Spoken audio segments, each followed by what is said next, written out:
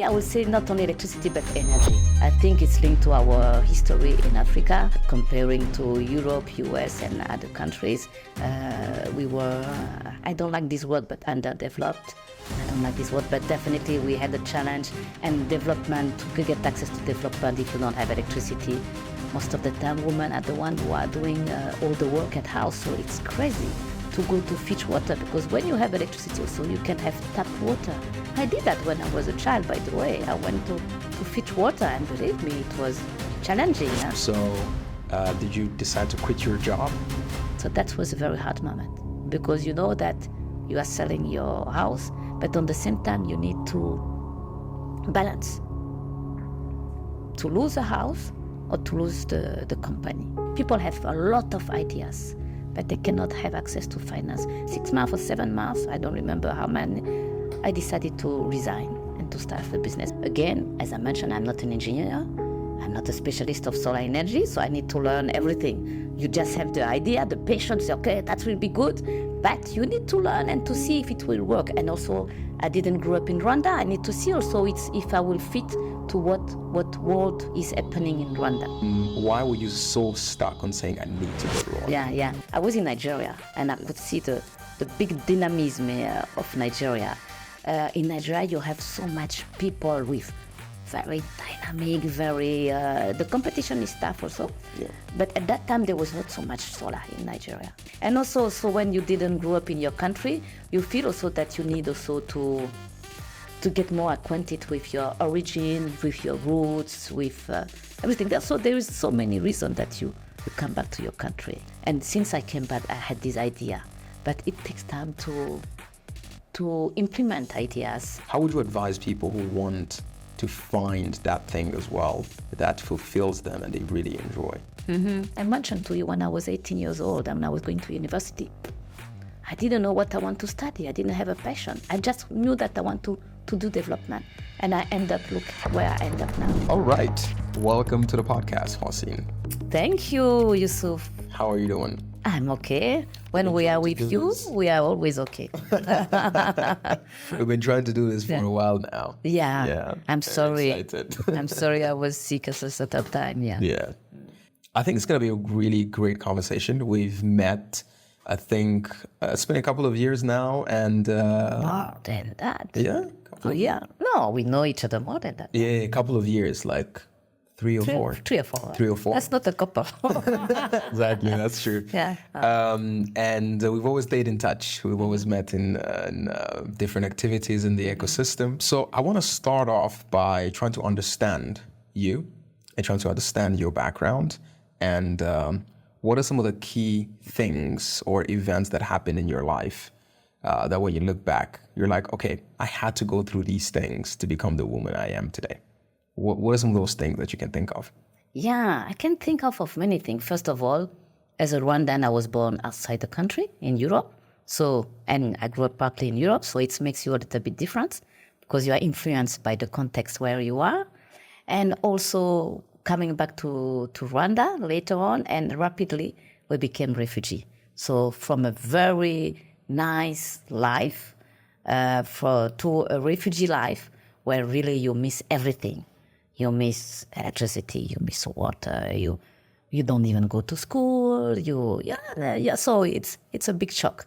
The difference between the two, and that makes your life. And also something very important, you become a refugee.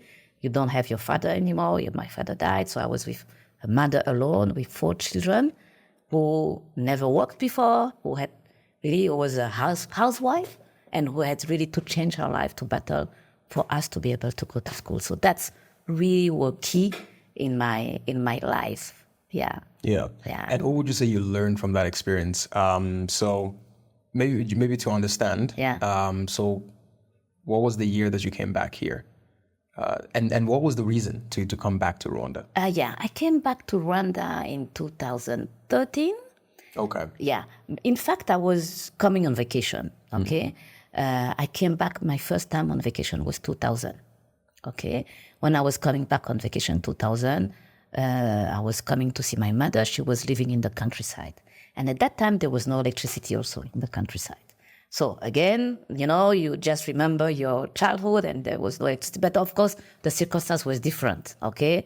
And there was no electricity, but still my mother could live very well. But still, no electricity. When you see the entourage, when you see the environment, you can see how people are suffering because of lack of electricity. And then you can remember also what you suffered. So I came back on holidays regularly. Every year I was coming like 2 or 3 times. And then after a while, I was working for the International Committee of the Red Cross. And also where I was working, also there was lack of electricity.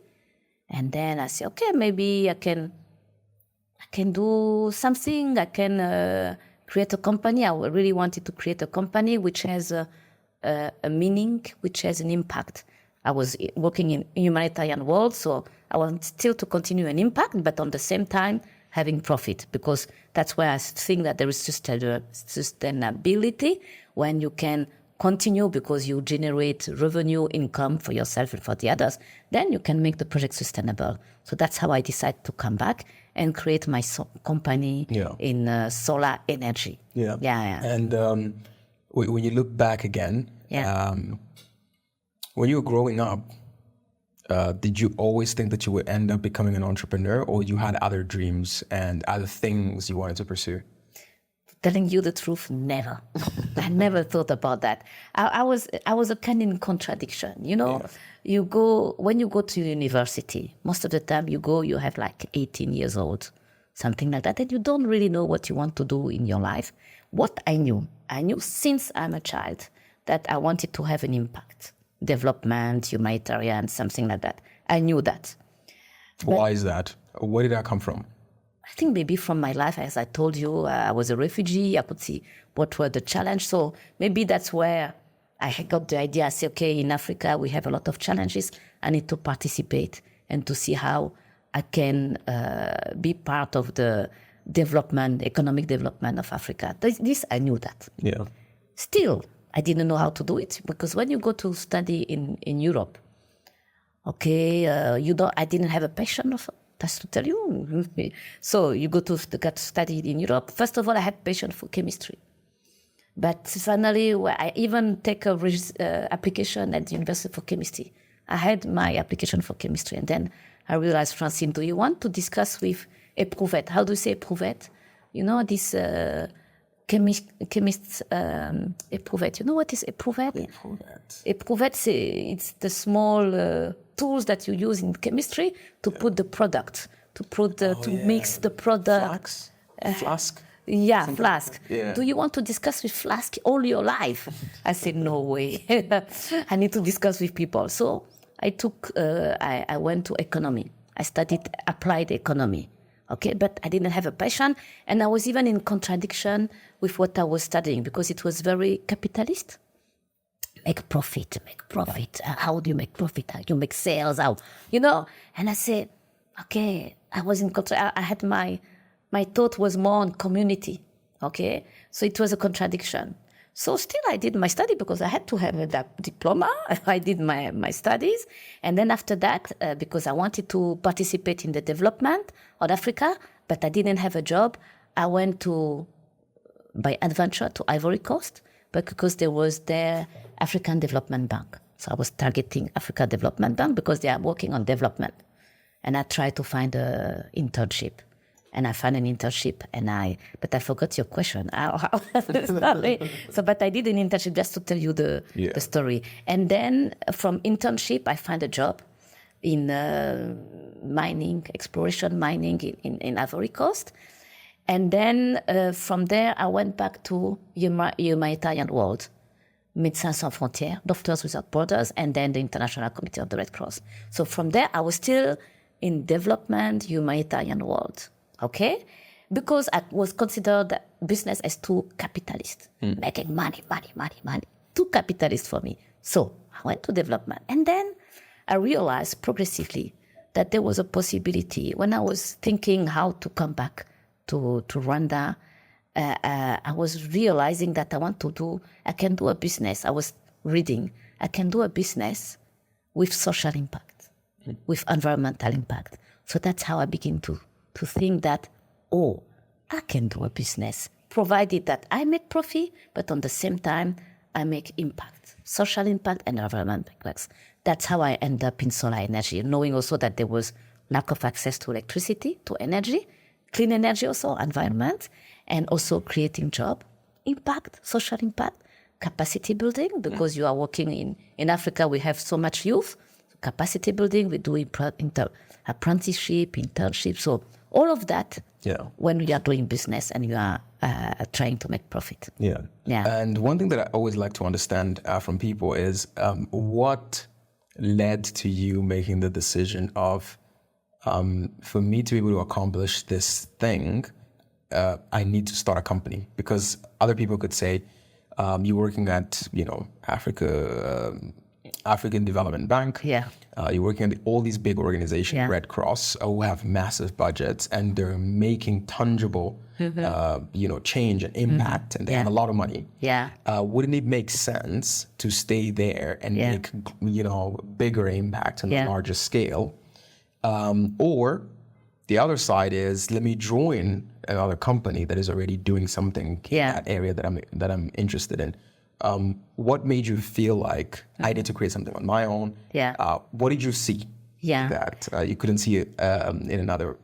I loved my job at the International Committee of the Red Cross. I really loved my job, but I was feeling that we are many, so other people can do what I'm doing. I don't say that even here they cannot do, but still, other people can do. It's a big organization. You have a lot of staff, so many people can do that. And also, when you work in the Red Cross, you have an impact, yes, but you work more in conflict areas where there is violence, war, things like that. So you don't work for a sustainable environment. You work more to resolve some specific issues, but when it is resolved, then you quit, and then there are other people who will come for the development. Why I felt that I need to do something, I think also I have an independent mindset. I'm someone who is very independent, so I wanted to decide from what I can do and what direction I want to be. I had a vision, I wanted to decide. When you go to other organizations, you can do something very good, but maybe you don't have quite you don't share the same vision. So I wanted to do something where I can do something, what I think in my head, what I think in my heart, and also the dream also, to see how I can process that in my own way. Of course, when you work in a company, finally you end up having a team, so you still discuss with the team, and it can also orient you. But still, it's your vision, it's the vision of the company that you are putting in the company. And electricity. Hard problem. What specifically did you see that was a huge problem? You mentioned your backstory, being a refugee and facing the problem firsthand. But when most people, even entrepreneurs, let's say an entrepreneur just exited their first company, they're trying to build another company. There's a couple of sectors that you look at and you're like, hard problem. That's a very hard sector. When you look at electricity or water, you think government. Government should be trying to solve this, right? Not a lot of people wake up and they're like, I'm going to try and solve this problem. So I want to first understand that. What did you see? That was a key challenge, like in detail. And what did you see in? What did you see as a problem in that sector, right? Yes, people don't have access to electricity, but why don't they have access to electricity? I think let's go there. And for me, I would say not only electricity but energy, because it can be all kind of and they don't have access to energy. I think it's linked to our history in Africa, comparing to Europe, US, and other countries where it has been a problem. We were, I don't like this word, but underdeveloped. I don't like this word, but definitely we had a challenge. And development, to get access to development, if you don't have electricity, you cannot go to school, you cannot have access to laptop or the radio, news, information, internet. There's so many things that you can access so many knowledge that you can have when you have electricity. So that's why it's important, if we don't want to be behind, we need access to electricity. Even when we talk now about artificial intelligence, you cannot do that without electricity. So everything lies on electricity. So that's why for me, it was so important to give access to energy. And also, not only for the knowledge, but for also the bien-être. Bien-être is well-being. Well-being. When you are in a house, to have not only access to information, but to have a fridge. A fridge where you can have, you can keep your food. You don't need to cook every time. You have a cold thing. You have, when you cook also, not to have charcoal or wood, which spoil also, which pollute the planet, but also the time that you take to cook. When you have, you need to go to look for wood. It's crazy. And of course, again, it's women who are doing all of that. So the charge, the work charge, the workload for women when they are doing the household, because most of the time that's the reality that we are facing. Most of the time, women are the ones who are doing all the work at house. So it's crazy to go to fetch water, because when you have electricity also, you can have tap water. You go to fetch water very far, so it's, again, difficult, it's complicated. I did that when I was a child, by the way. I went to fetch water, and believe me, it was challenging. So there are so many things that we can access to live better. And when you live better, then you can think better also. Your mind is free to think, to create, to do a lot of things that you cannot when you are busy with so much activities and workload that you have in your house. Yeah. Now we understand the motive, and we understand the importance of solving that problem. So did you decide to quit your job and jump on it, or did you quit your job and then you started thinking about what to build? What was that transition from work to entrepreneurship? Yeah. Now, the fact is that I was working for the International Committee of the Red Cross, as I mentioned, and I was thinking, what can I do? So I had the decision that I need to create my company, and I came back for 2 reasons: to create my company also, and to make a green building, because my family had a plot in town. And so I said, what can I do? First of all, I need to take unpaid leave. So I took first unpaid leave. That should check if it was possible. I took unpaid leave, and I was, because again, as I mentioned, I'm not an engineer. I'm not a specialist of solar energy, so I need to learn everything. You just have the idea, the patience, okay, that will be good, but you need to learn and to see if it will work. And also, I didn't grow up in Rwanda. I need to see also if I will fit to what world is happening in Rwanda. So I took some unpaid leaves. I took 6 months to look what I can do, how I can do, to network, to see what is the sector, how is the sector, what can I do, doing contact with people and with organization. And after 6 months or 7 months, I don't remember how many, I decided to resign and to start the business, because I could not do both in the same time. In the Red Cross, when you are doing a business, you cannot be on unpaid leave. You need to choose. So that's how I chose to resign and to start the business.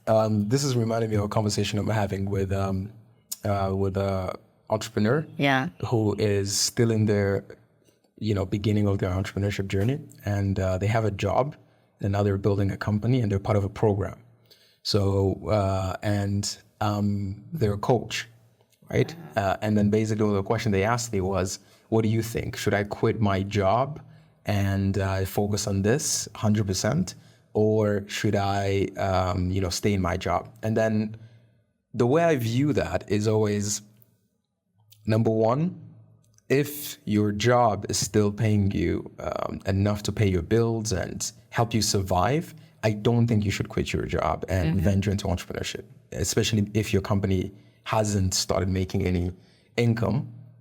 But also on the other hand, I do realize that a company becomes successful quicker if the founder is full-time on the company, because that's what you do every day. You're spending 8 hours, let's say, per day, or 10 hours. If you remove and you work on it part-time, basically the output is going to be half as well. It's going to be equivalent to the number of hours. So in your case, right, you have this dilemma where you have a job and then you have entrepreneurship. What made you not afraid to say, what made you confident that, okay, I can quit that and I can make this work? Was there a point where the company was apt, or was it, let me take a risk? In fact, I didn't have really the choice. You have to, because when you work for the International Committee of the Red Cross, you work outside Rwanda. Yeah. You don't work in Rwanda. You were in Ivory Coast at this time? At that time when I quit, my last post was in Nigeria. Okay. South of Nigeria. Yeah. I did different places, but so it's always, you are far. And if you are working for the International Committee of the Red Cross, then you have a lot of work. You work also a lot. You cannot have two jobs. Yeah. And you cannot be in Rwanda at the same time. True. So I took my saving. I was lucky to have savings because I had work, they are very well paid job. So I took my saving and I said, okay, I need to choose, and I come back. The good thing also is that I knew at that time that if I fail, I felt confident that I can still have a job in the humanitarian world. I felt that I have enough skills. If I fail, that I can go and find a job. Okay. That's my feeling also. So, but again, all is in the mindset. You need to be confident. Yeah. Makes sense. Yeah. Makes sense. So, okay. Maybe it might be because of that reason. I was going to ask, why Rwanda? Because again, as you're working in these organizations, you get to work in Nigeria, bigger markets, bigger problems, bigger opportunities to succeed on a larger scale. Ivory Coast, right? And maybe because you're working in these markets, one could say, oh, I understand these markets better. Maybe I haven't done something in Rwanda. Maybe let me start here. Then I would scale to Rwanda. Why were you so stuck on saying, I need to go to Rwanda? Yeah. In fact, yes, I hesitated, to tell you the truth, because I was in Nigeria, and I could see the big dynamism of Nigeria. But still, I felt that Rwanda is my country.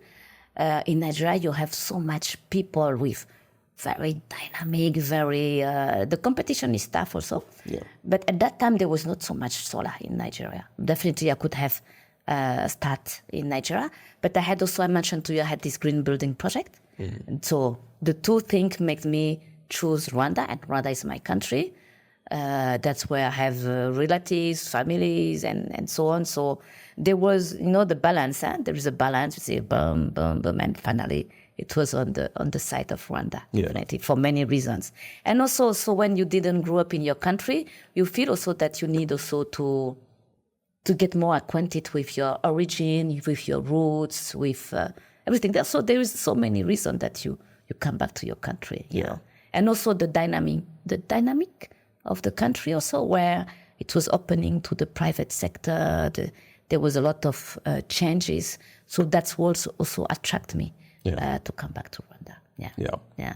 So you land in Kanombe International Airport. What was your first couple of steps? But I was coming on holidays already, so I knew But this time you're coming in as, hey, I've closed down my businesses. I'm coming in to now make it a full-time job. Yeah. So it was very, how can I say? I was learning. So it was very interesting. I like to learn. I'm still learning. So it was very interesting to learn, first of all, what you need to do. And also coming from the humanitarian sector. Sometimes you don't even realize what are all the possibilities of the private sector. So I have to learn a lot of that. I had also to look at the market, to learn the market, to network with all these organizations in Rwanda, REC, MINAFRA, and they were creating also this Energy Private Developer Association, to connect with them, to connect also with the Women Chamber, all these stakeholders, network of stakeholders. and to connect with all of them and to see what could be feasible with my saving, what I could do. So I started first, I said, okay, after the 6 months, 7 months, I said, okay, I will start first with solar home system. And then when I wanted to start, then came this Mobisol, and they got big grant of 6 million euro. And then I said, what will I do? My God, how can I compete with this grant? So I thought, again, this is entrepreneurship. You need to adapt, to be flexible enough to say, okay, I had this idea at the beginning. Let's see how I can do differently. So that's how I had to adapt and to see how I can orientate more on bigger, because at first I was doing very small installation. So I oriented more on bigger solar PV installations and also solar water heaters, because there was, again, as I was saying, there was a context of the program of Rwanda Energy REG, where they were providing grant to end users for solar water heaters. So I took the advantage of this program to apply and to see how I can be selected to be part of this program. And we were selected. Munyax Eco was selected to be part of. That was our first victory, we say. It was, we can be selected even. We don't have so much experience, but we show that we are learning, that we can do that. You know, you need to fill a application, document. That was my first time to be that. And I worked hard. And finally, we were selected. So that's how we started to distribute solar water heaters in Rwanda. And that's what has made us known. Munyax Eco was known because, first of all, of solar water heaters. Of course, we do other things. We provide also electricity, solar photovoltaic systems, solar cold rooms, solar water pumping, and solar street light, all kind of solar products. But definitely, we were known because of these solar water heaters. Yeah. And that's actually good that you mentioned that, because I wanted to go there. So what are the technicalities of what you're trying to offer, right? So for example, when you come to Rwanda, during that period of 6 months, you're trying to learn about the market, you're trying to speak to people, understand the problem on a deeper level. What did you realize that was, let's say, what was this current situation in Rwanda? Right, of when you spoke to people who didn't have electricity, what was the major cause? Was it, I know some countries people steal electricity cables and stuff like that. Exactly, right? Even in Congo, I think it's a big problem. So when you were doing that assessment, what did you realize that was particular about that market? And you were like, oh, I think we can actually come in and provide the solar, system. What was particular about what you found out? I found that, for example, there was very few actors. There were not so many entrepreneurs. And also there was, it was new, so people didn't understand what is it.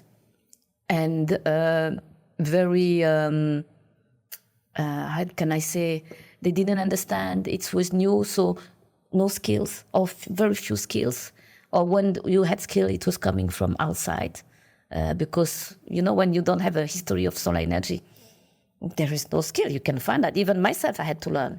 I was learning. So everyone was learning the market. And when you learn, of course, you make mistakes. All of us, we made mistakes. Myself also, I made a lot of mistakes. So it's new, so you are learning. And also that's why also there was this Energy Private Developer Association, where you can put our strengths together to see how we can be more efficient when we are together than when we are alone. Very challenging also because not only us were discovering the market, but also all the institutions, the government, everything was new for all of us. So I think that's what makes also the difference with solar market, because it was new. It's not like when you go and sell T-shirts or laptops, it's not new. But that was very new. So we were all discovering also the fact that there is a challenge of competence, skills, challenge also of purchasing power of the population, challenge of setting up offices all over the country where you don't have access to electricity, or where it costs you a lot. So a lot of challenges. We discussed about that, and progressively we came we come with solutions. Yeah. That's why also, even if it was difficult for me, when you see that some competitor came with big grants, it was good also for people to access electricity. So maybe not, you need to balance between the competition and access to electricity. So I understood that, yes, it's good for our people, maybe not good for me, but good for our people, because they will get easier access to electricity when people get grants. Yeah. And also later on, there is the program of this BRD who gives grants to end users so they can get access to electricity. But of course, it takes time to build all of that. You cannot have that all at one day. So it's a long process. Yeah. And what was your first product? Like, what was the first product that you launched as a company into the market? As I mentioned to you, I started with solar home system, but I stopped it because at that time there was this big company coming with a lot of money. So I turned to solar water heaters. Yes. That was the first, and solar PV installation. So we were doing the photovoltaic installation for electricity. So we were doing for hot water and for electricity. So the first one, my first container that I brought from outside was a container of solar water heaters. Yeah. Yeah. And was it cheaper than the alternative that people had? What was the alternative that they had before? Electrical boiler. Yeah. It's not, of course, you have to see on the short term and the long term. On the short term, solar energy in general, it's more expensive, but on long term, it's less expensive. So solar water heaters is more expensive on the short term as a boiler, but on long term, because you don't have electricity bill anymore, it's less expensive. And also that's why I joined this program I mentioned to you, which was encouraging, incentivize people to get access to hot water with clean energy. And that's what the program of National Electricity Company, REC, was giving grants to end user customers. For example, Yusuf, if you wanted a solar water heaters at your house, you could have grant and a loan at zero rate from the National Electricity Company, from REC. And then you could get access, because you pay by tranches, you could have access to solar water heaters. The program has restarted now. We still have a new program, no grant, but loan at zero rate for 2 years. So if you want a solar water heater today, then even if it is more expensive than an electrical boiler, you can pay by tranches during 2 years, and then you can have access to a solar water heaters. What do you have what is your benefits? Is that you save money, you don't pay your electricity bill so high anymore, and you have also access to clean energy. So you save the planet also at the same time, because you contribute to reduce the emission of CO2. Yeah. Yeah. Interesting. Yeah. But the conversation about green energy is really tough in most parts of Africa, right? You even see the leaders talking about it when people are like, why care about green energy when you have all these other challenges, And some people, because again, most of the countries that we live in are very poor countries. So people are still even fighting to eat, right? So people are like, I don't care about that, because for me, I'm looking at the cost, right? Yeah. But then I see how the government intervening and giving that kind of loan can kind of like help you as a business. Was it the government that was going around and telling people to buy this, and then you guys would just supply? Or were you also still doing marketing and going to individual houses and trying to sell? You need to do marketing. You need to find people. You need to convince them also. Because when I started, I was the one doing door to door, right? Knocking at the door, sitting in the living room. Yeah. You need to do everything at the beginning. How many houses did you visit in the beginning? many houses in different quarters, and talking to people and say to them, I was not the only one. I had my one colleagues also. We were doing, we were going with, I had a small Nissan, small car, and we were going and say, okay, go this house, this house. We went to Ribeiro, we went to Kakiru, we went to everywhere. We were even Kamonyi, Ruyenzi, we were going everywhere to see how we can provide solar system to people. And we needed at that time to explain, because they were looking at us. And also sometimes some people came with some solar water heaters from China. Okay, but in China you have the best and the worst. Yeah. Okay, but most of the time when you pay cheap price, it's to say that you don't have the good product. So they were discouraged by this product of solar water heaters. They were telling, no, it doesn't work. And then we were showing them, we were telling them, look, we give you 10 years warranty. We are supported by the program of REG. At that time it was EWASA. We are supported by EWASA. Do you think that EWASA will finance this, will give you a loan of 2 years if it was not working? Because we give 10 years warranty, we do that. So we were explaining to them, sensitizing them, educated, and make them more confident on our product. And for that, you really need to go door by door. That's what we were doing at the beginning. Of course, now we are doing less that, or some other people are still doing, but we are doing less doorbell because people also happen worth of Word of mouth. Word of mouth, yes. So people knows, and also we are doing some kind of advertising. But definitely, it was very challenging to convince people that this is the best. But now, since they have seen, now people are asking for solar water heaters. They don't hesitate. Even if they know that it's more expensive, they don't hesitate anymore. Yeah. And I even have some people who come to us and they say, oh, I have a tenant. He wants a solar water heaters. I cannot do different. Please install as soon as possible because I will lose my tenants. You see, so now it has become, it's now in the mindset of people. They are convinced, many of them, not all of them, of course, that solar water heaters is the best for them. Yeah. And tell me, where are you right now? And what products and services do you have as we speak right now? Right now, we are proposing various kind of solar system. I mentioned solar water heaters. We do also, we provide electricity through solar energy. We call it solar photovoltaic. How does that work? You put, there are some panels that you put on the roof. Yeah. And for example, we did that for a hotel in Gisenyi. There is a hotel where you put panels on the roof, you put some batteries and some cables, accessories, and then the person can get access to electricity, and it reduces his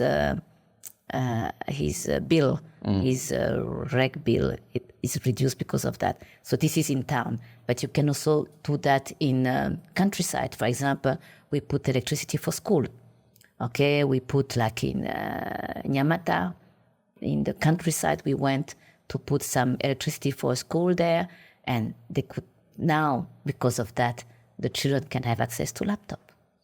Because there was an NGO providing them laptop.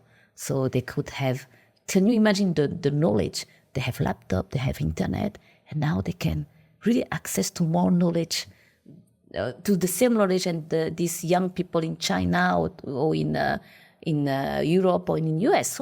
So it can make them also be more creative and be more productive than anyone else. So this is really for us when we do that. We are very proud. We did that also for another school. Sometimes you have religious people. Sometimes they have more money than the others. And then they provide, they want to put solar energy in the school. Yeah. So we go and we provide energy to schools, solar energy, and then it changed the life of people. It changed the way they think. It gives them access to more competencies and knowledge. We do also solar cold rooms for horticulture product or for fish or meat. We do solar water pumping. So we do all kinds of solar product. We have an office here in Rwanda. We are opening in Musanze soon. And we have an office also in Burundi since last year. And we want to extend more in Africa because we know that needs are very important in terms of energy and much more clean energy. You were mentioning green energy, just to answer to your question, that sometimes people have priorities, food and so on. And that's why the governments come and say, okay, we can provide grants to low-income populations. And it's happening in Rwanda. In other countries, there is also kind of other programs from international institutions where they can support people to get access to energy. Because even if you need, food, but you need also knowledge. So if you can have both on the same time by international organization or even government providing support for their people, and that's what they are doing, to get access to energy, then it helps them to develop more, better, and quicker in a more efficient way. Yeah. And they acquire at the same time more knowledge. Yeah. Yeah. Where are you developing these products from? So all of these products. Yeah. Yeah. So what when you look at your internal processes, Yes. How much percentage Yeah. is using an outside manufacturer versus what you guys are doing in-house? Okay, yes. In fact, for the moment, we import everything, Yeah. but we have a project to manufacture. And we will start soon, but it will be progressive. The project in April normally, but it will be progressive. It will not be that we will have the manufacturer of just one. It will be progressive. Why do we have the idea of manufacturing? Many reasons. You know that Rwanda is a landlocked country. So the cost of importing, it's high because we are landlocked. The delays in supply chain are very important. And so sometimes we face some stock shortage, or we face, with all this situation, COVID, Ukraine crisis, and also in the Red Sea there is this American and French bombing. Some places make also delays in containers to come. So it's really challenging. So we want to resolve this challenge by putting a manufacturing here. And also, we know that in Africa we need industrialization because we need to create more jobs. There is no secret. We need also to reduce our, balance of exchange. How do you call that? I don't know the right word in English, but when we buy too much outside, it makes that you spend a lot of money outside and less inside, and you are losing. So it's important that we really create our industries here. So we are part of that. We believe in that. And since I came back, I had this idea. But it takes time to implement ideas. It takes knowledge. It takes finance. So all of that, because we worked on that since years, and then we will start in April to manufacture some solar product. Yeah. Well, I definitely agree with you when it comes to we need to build more factories. We need to build our own things in-house. So when you look at the business, you've been doing this for how many years now? 10 years now. 10 years. Yeah. Congratulations. I'm a few years behind you. So when you look at your journey, right, in the entrepreneurship journey, and when you look at, as you mentioned, when you came here, you were about to start, and then this big competitor came in with a lot of money. When people think about, green energy and solar panels and whatnot, people think so much competition, right? There is a lot of competition, right? Competition. There's a lot of people who are trying to build the same thing.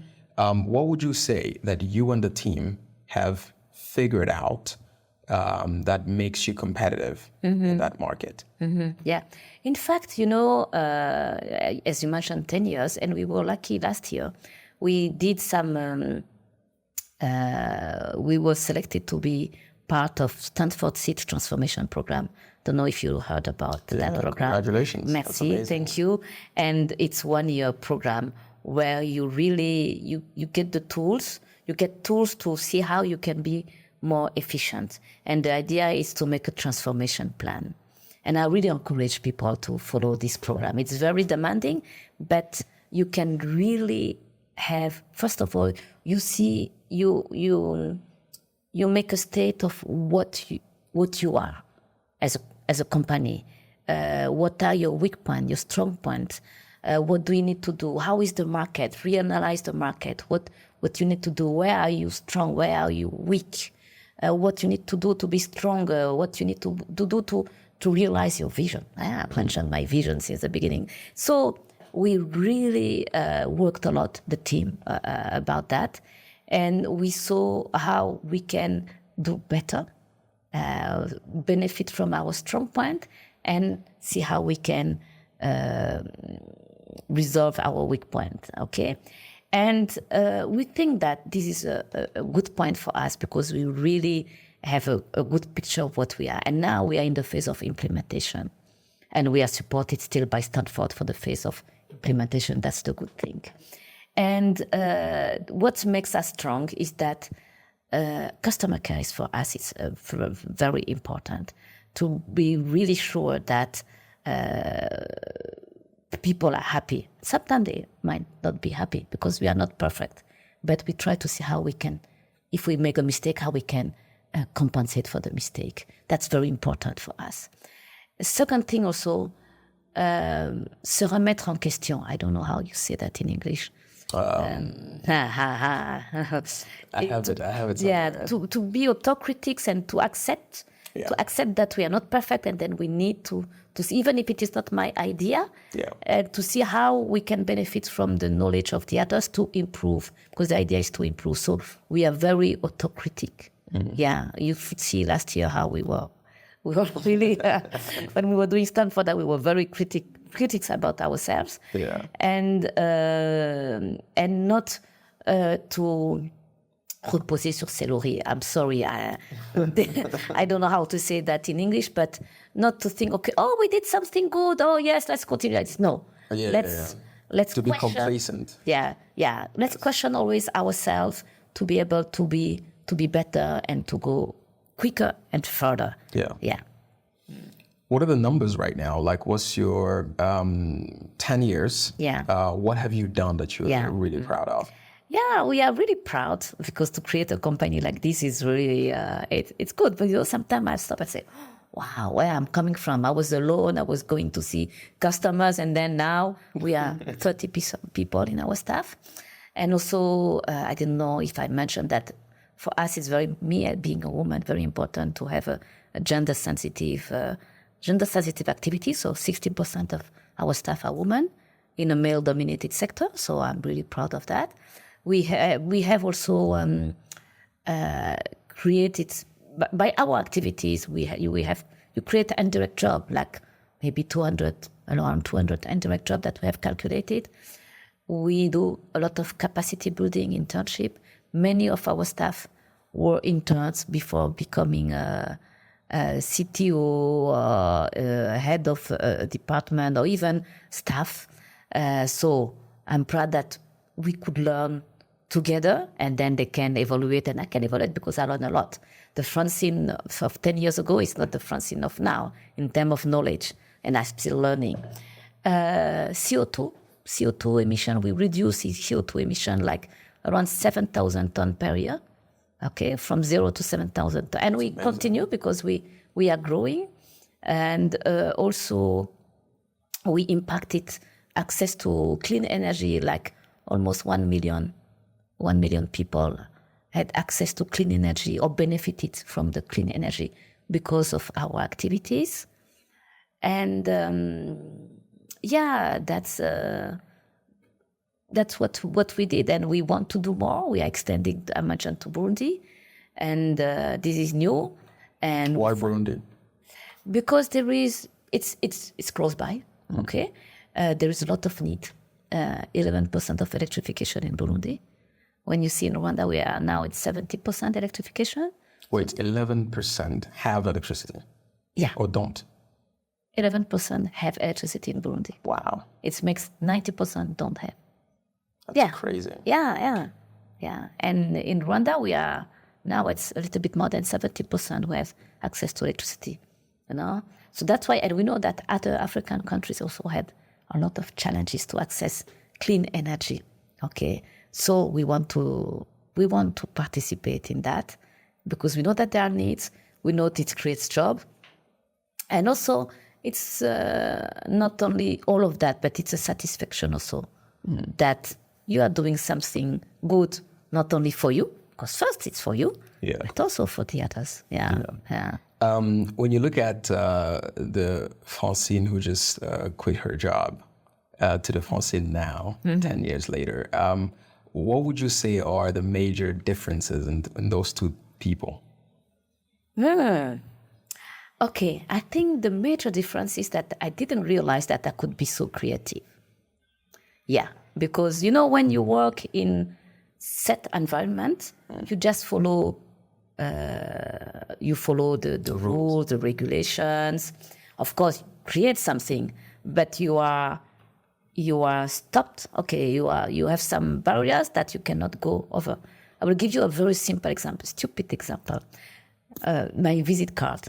Okay, my business card. Business card. Yeah. Yeah. When I came back, I was just dreaming to do a business card of my own because, when you were in big organization, this, and then the letter, the size of the letter, So I did my own business card, but everyone was laughing at my business card because it was very special, not very professional, but that's what I wanted, to have something which is nice to have. And people were laughing, but on the same time, I keep it around 3-4 years. After that, I changed it a little bit, but at the beginning, just to create my own business card, it's good. And also, as you are the leader of your company, and at the beginning, I was almost alone, so you really create things out of nothing. You just start from scratch. So it makes you thinking a lot, challenging you a lot, and creating you a lot. That I didn't have in either positions. Okay, and that's where I really enjoy. Because you really do something which can that you like, you love, and on the same time, when you love what you are doing better. You are doing the best. You are taking the best of you. Of course, you make mistakes, definitely. Yeah. But definitely, you are doing something that you feel it's good for you. And then, if it can have an impact on the others, then that's even the best of the best. Mm. Yeah. What would you say was the hardest moment in this journey? Yeah. If you can remember that specific example, what was like the moment where, because there's these moments in entrepreneurship, we like to glamorize it a lot. But there are these moments where you're like, I had a great job, less headache, at 5 p.m. I could just close my laptop and just do this. But how am I in this business? Do you recall in moments like that in your 10 years as an entrepreneur? To tell you the truth, I had a very hard moment, but I never thought why I did that. Never said, okay, I regret. Never. Yeah. No. Even if it was very hard, because of all these things that I do, that I love. I mentioned to you, you really. So I didn't have regret. But of course, I said, okay, maybe I should have done that differently. Maybe, but if I knew, but you never know. If I knew, I would have done like this. But I didn't know, and I did my best, and I did mistakes. And the hardest moment, I think, is there are many hard moments. And I think I try to remember, at a certain time, I was in a few years ago, it was like 5 years ago, something like that. I was in a moment where, even a little bit, we were in 2024, 6 years ago, or 7. Yeah, I was in a moment where I was part of this program from the National Electricity Company. And, there was so much delays when they give grant to end user, but they take time to pay, a lot of time to pay to you. So I was going to banks to ask for finance, to finance the gap, and I could not get finance. I was becoming mad because I was saying, I will close my company. And I was thinking more of all the consequences to close the company, consequences that people don't have job anymore. Of course, they can find. But also all this effort, 5 years of effort for nothing, I came back, I put my savings, and then I was thinking, what will I do? I closed the company, what do I do? And then I decided, you will laugh, that, okay, I have a house in Belgium, I will sell it. I was still paying because it was a loan also, I was still paying part of the loan, but I had the house since a long time, so the loan was very small. And then I sold my house to be able to continue the company. So that was a very hard moment because you know that you are selling your house, but on the same time you need to balance. To lose a house or to lose the company. What do you choose? And for me, there was no way that I could lose the company. So I sold my house. And I don't complain. I'm happy to have done that because I'm still around because I sold my house. But I was lucky. Not everyone can do that. Not everyone can have a house. So try to imagine you, who is very sensitive to, I see your T-shirt over-mentored, underfunded. Yeah. With someone who doesn't have a house, how does he or she do? Yeah. So that's a real challenge. Access to finance. People have a lot of ideas, but they cannot have access to finance. Sometimes they apply their ideas, but they are forced to stop because they cannot continue their dream because of lack of access to finance. So this is really the big challenge for Africa. Access to finance, for entrepreneurs in Africa, access to finance is a huge challenge. Yeah. Is entrepreneurship for everyone? No, definitely not. I wish. I wish. Not everyone, because why? Because it's easy to say.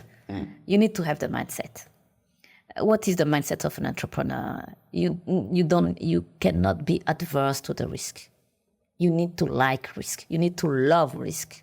If you don't love risk, don't do that, because it's really challenging. Except if you have a founder who will give you all the money, everything you want, and then you are sitting and you need to love risk.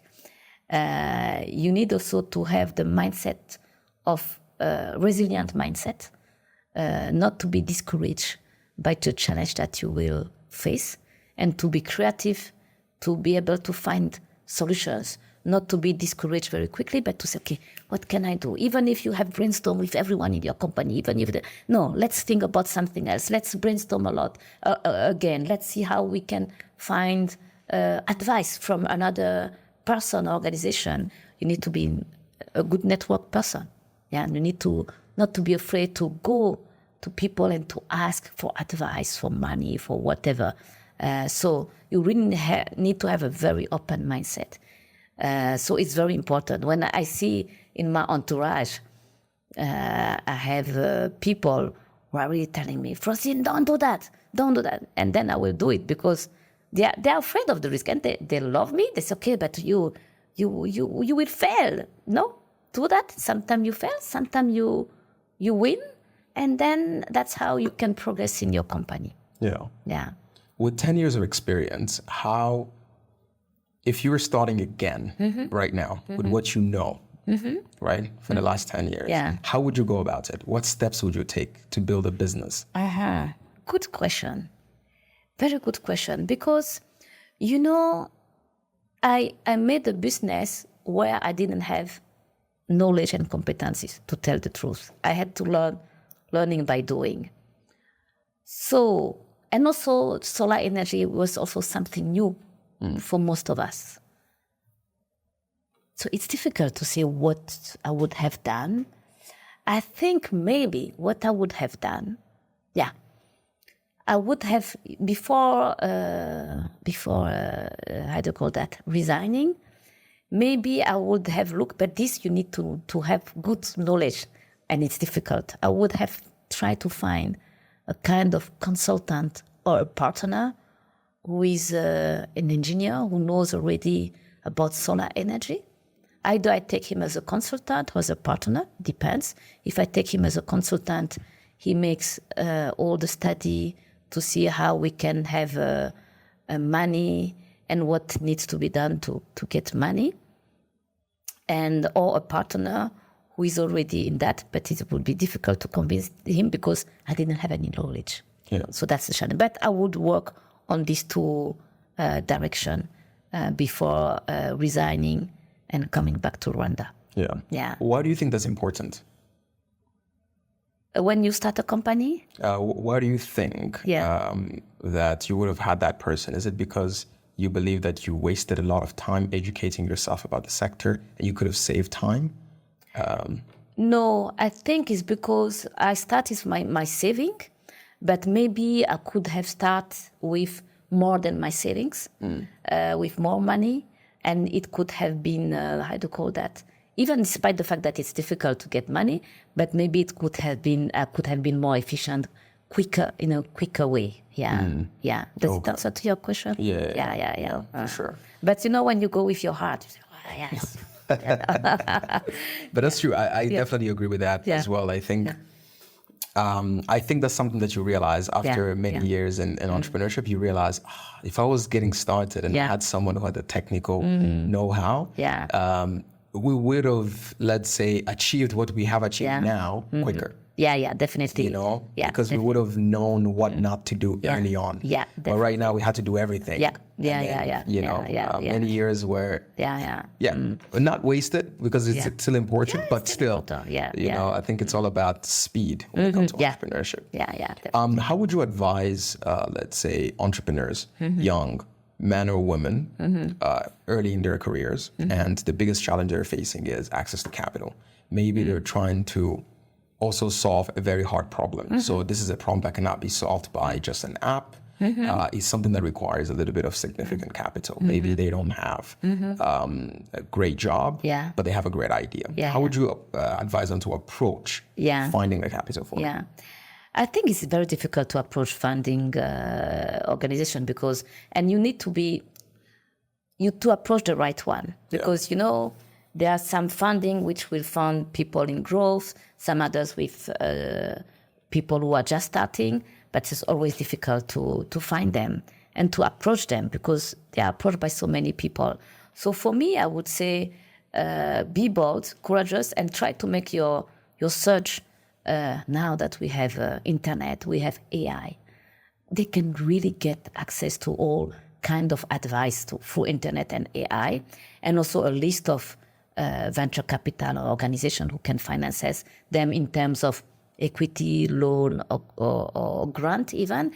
And something very important also, to get advice from people like us, you and me, to get really, to connect with us, to get advice so we can tell them what they can do, what mistakes they can avoid.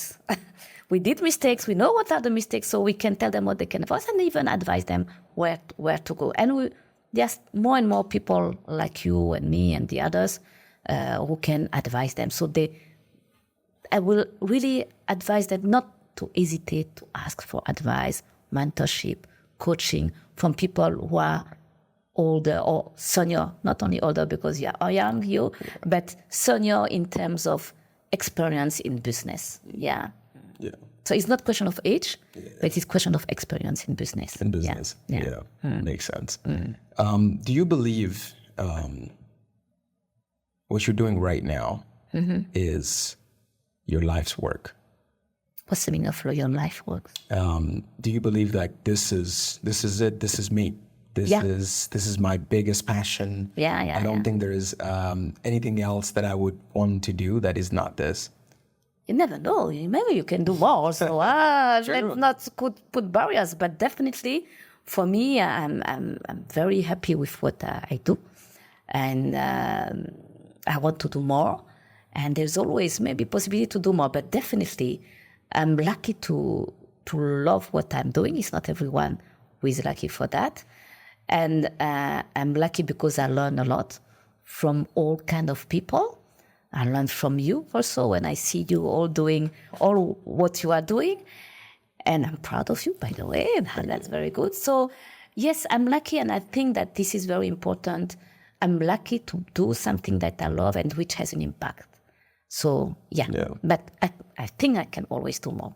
Yeah. I mean, you and me, before we got online right now, we were talking a little bit about a couple of things, right? We were talking about your shift from Belgium to Rwanda, and we were also talking, during the podcast, we were talking about you deciding to leave a job and become an entrepreneur. So, as you mentioned, you have friends, and then we all have people who are in a job because, again, it's paying well and they've been doing it for many years, or they're living abroad and they just feel this sense of they're just empty. It's like they're doing things, but they're not fulfilled with what they're doing, right? As somebody who was able to, let's say, use your personal experience growing up to, again, work in different environments, and I'd really, that your passion kept calling you, saying, hey, you need to do something to impact people. And you were able to be lucky enough to find it and really enjoy that work. How would you advise people who want to find that thing as well that fulfills them and they really enjoy? Yeah. You mean people who are not lost but who don't know what they can do? Yeah. I think you need to think a lot, to brainstorm a lot. And sometimes coaching is very important, to have a coach. I know that sometimes people, they cannot have a coach, but maybe sometimes you have some mentor who can help you to find what is good for you, because they will not suggest you, but they will help you to understand who you are and what you have. I got a coach when I was even in the International Committee of the Red Cross, I remember. And it was a very special, how do you call that, experience. Because you realize, because sometimes you do think, because you are used to do that, and you're trying to make yourself happy because of that. But maybe that's not what you wanted to do. I don't know if you understand what I mean. Yeah. And the coach mentioned to me, we did a, this psychologist test on internet. I don't remember the name, but there are these tests. And he was telling me, but what you are doing, Francine, because I was in administration and finance. Okay, I was in charge. I was director of administration and finance and regional. And he was telling me, what you are doing is not your, doesn't correspond to your personality. And he was wondering why I was not frustrated, because it was not corresponding to my personality. He was telling me, you don't like control, you don't like this. It's not your personality what you are doing. And he asked me a lot of questions, why I was not frustrated by my job. Because I didn't realize I was creating a way to make my job more interesting. I was finding really various ways that I cannot tell all the story here, but I was happy with my job, but this was not what I wanted. And that's how I thought that, yes, I need really to do my company, which has an impact, So a coach can really help you because he's asking questions, he can help you to understand yourself. Yeah. If it is not a coach, it can be a friend, it can be a family when you talk a lot, to understand who you are and what you want to do in your life. I mentioned to you when I was 18 years old and I was going to university. I didn't know what I want to study. I didn't have a passion. I just knew that I want to do development. And I look where I end up now. You see? So it's really a question of understand yourself very well and make the choice according to your personality. Yeah. Yeah. What are you excited about that's coming up, either in your business or life? What's something that you're excited about that's coming up? Coming up, it's the fact that we are extending to other countries. Very challenging, very difficult. Yeah. But I created a company to face challenges. So definitely to extend all of Africa. That's my idea. Yeah. Not to be just in Rwanda, but to extend all of Africa and to be able to create more even in Rwanda, to be better in Rwanda. And that's why we're doing this transformation plan, is to be better, to create more and to have more impact. And impact not only for people, but impact on ourselves. Yeah.